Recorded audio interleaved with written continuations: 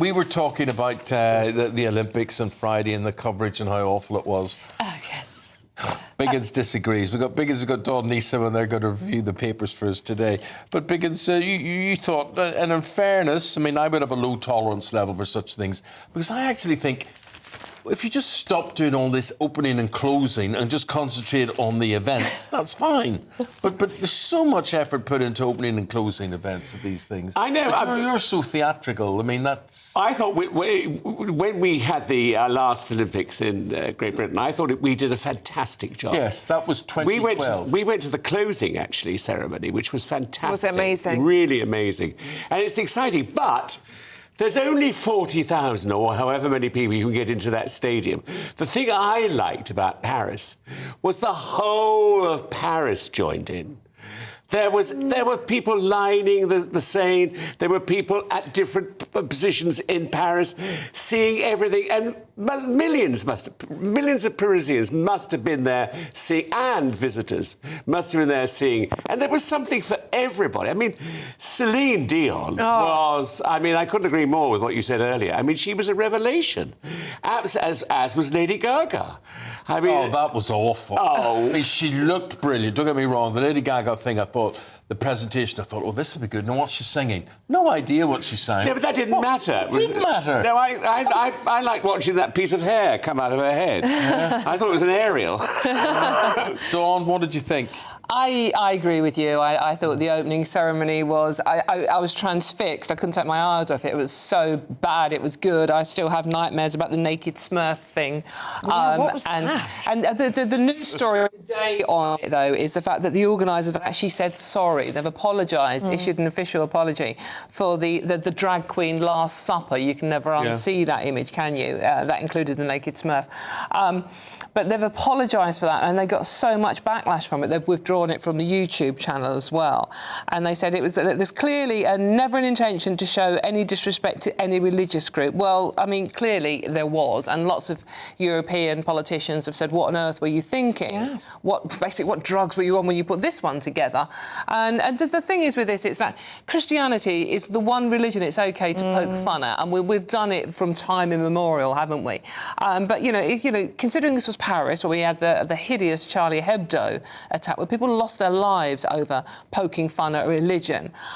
It was just a bit insensitive on so many levels, but they have issued an official apology now. I love the rain, you see. I thought the rain actually added to it. I mean, Well, it did for Celine Dion, don't you think? Added to the drama and the moment. But I think for the rest of it, it just looked like a bit of a washout. No, but I thought that it was, you know, and it was the fact that they kept going, you know. I mean, there were points where that man was playing a piano.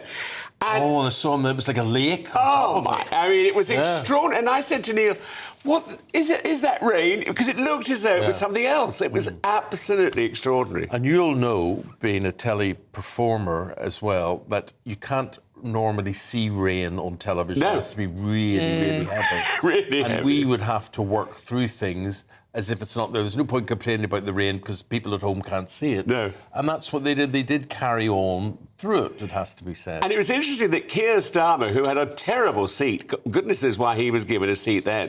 No one knows who he is. No. All the important people are in the first Cruise couple has of got rows. all the good seats, whatever. Mick Jagger, he's got the good seats. Do you see, though, because Sir Keir Starmer was the only one dressed for the weather. He came with his raincoat packed. Yeah. Everyone else had to have a rain poncho, one of those plastic ones. Yeah, but he was dressed for the He occasion. realised that as soon as you put one of those on, you look like a giant condom. I mean, It's true. looked quite decent. I know, It's obviously, true. he learned his lesson from Rishi Sunak standing outside number 10 Downing. Yeah. Oh, it was yes. funny, though. It's like spot the Brit in the crowd. Yeah. It was the man who was dressed for the weather. Yes, exactly. Yeah. Right, where do we begin? Let's get into all the boring stuff now. Oh, the politics theme. We do Tory party leadership contest. Now, the thing about the Tory party leader contest, and you both have opinions on this, I defy any member of the general public really to know who the hell any of them are. Who's Robert Jenrick, you know? Who's James Cleverly? Who is Kemi Badenoch? And what's the difference between Kemi Badenoch and Suella Braverman? Nobody knows. It's like they're all contestants on Celebrity Get Me Out of Here. We don't know who they are. Yeah. They're perfect for this. Well, we've got long enough to find out who they are. It's going to be about 3 months or so. This is the problem, isn't it? I mean, we did a Vox Pop over the weekend asking people in Lichfield, who they thought should be the leader. And, I mean, it is very Westminster bubble because we are obsessed because it's our job to be covering the stories. But they were going, who are these people? They were literally saying that. Who are these people? I mean, the story today is that Suella Braverman has quit the race, or has the race quit her? I think that's the more likely option. Kemi Badenoch has put her name forward. And Suella Braverman's quit with a parting shot saying, they didn't... I'm quitting because they wouldn't back me because I'm going to tell them the truth about where the Tory party went wrong. Well, I think the Tory party probably knows where it went wrong. Do you think she may resurrect herself with Reform Yes, Party? I do, Eamon. I mean, because a part of the interview she's given today is she warns that Nigel Farage's Reform Party posed a threat which should not be neutralised by comparing them to the Nazis, as the Tory rival in Clacton actually did, didn't he? So she's saying, look, you've got to stop condemning this party. You've got to take them seriously because they are one of the reasons the Tory party lost so many votes.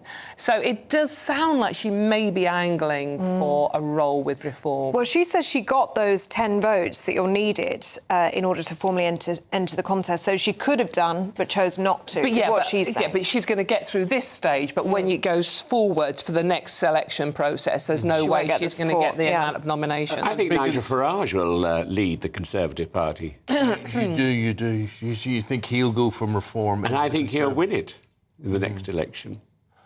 But bearing in mind he's not there for this leadership. No, battle, he's not. But is there anybody that stands out for you as a leader, as a character?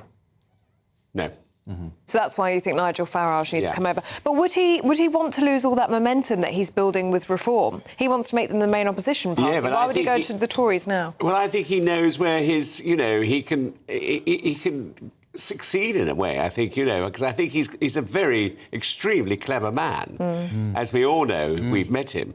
And there's something about him which is very charismatic. If you look at the history of the parties, it's the more centrist options that tend to get in and govern. So Braverman's implying that the Tories weren't right enough. But I think it's going to be probably a centrist leader that does get elected. So, I mean, I'm a big admirer of Kemi Badenoch. I think she's very feisty. I like Kemi too. But I think she's maybe a bit too feisty to be the unifying force the Conservative Party needs. Well, she's been saying that unity isn't enough, which I'm not sure what that means. What else do you need? Yeah. It's not a word. I mean, unity would be a good start, I think. Yeah, it would be off a flying start, wouldn't it? It really would be. Well, Rachel Reeves, the Chancellor, is going to tell us today there is a massive hole in finances.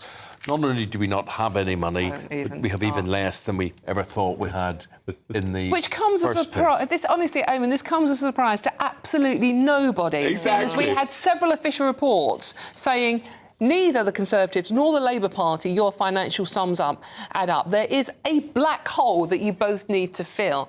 And now we've got Rachel Reeves, who's the Chancellor, going, well, no one told me there was a black hole. And it's like everybody knew. Everybody knew you had to find money. But what she is also doing, it's likely that today she's going to approve the above-inflation pay rises for the millions of public sector workers, teachers and NHS staff, which will cost another $3.5 billion. So on one hand, she's saying, well, you know that tax raise thing we said we weren't going to do, we're going to have to do it.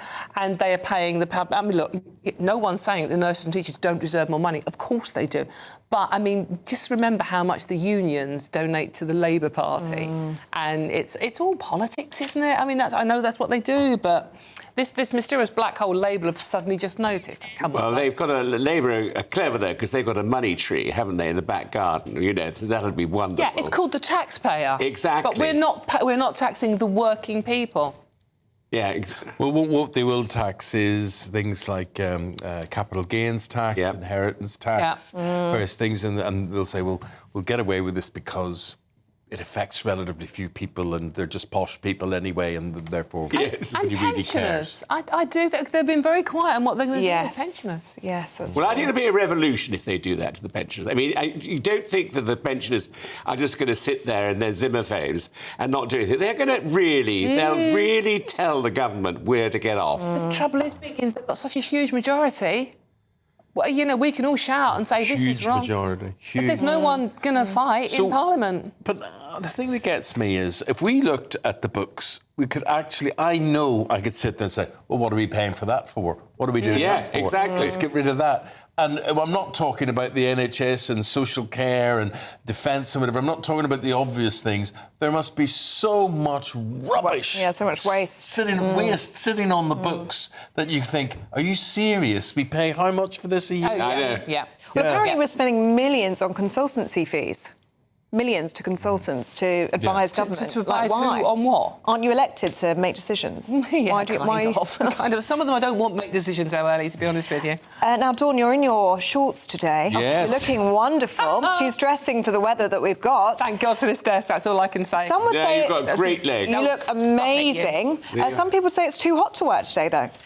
The long, hot summer of 2024 starts today, and it's going to last 2 days. Woo! Too hot to work. I mean, come on. I mean, it's going to be... Any excuse. It's funny, if you look at the weather map, it's like, you know, it's going to be like possibly the late 20s in a bit of the country for 2 days.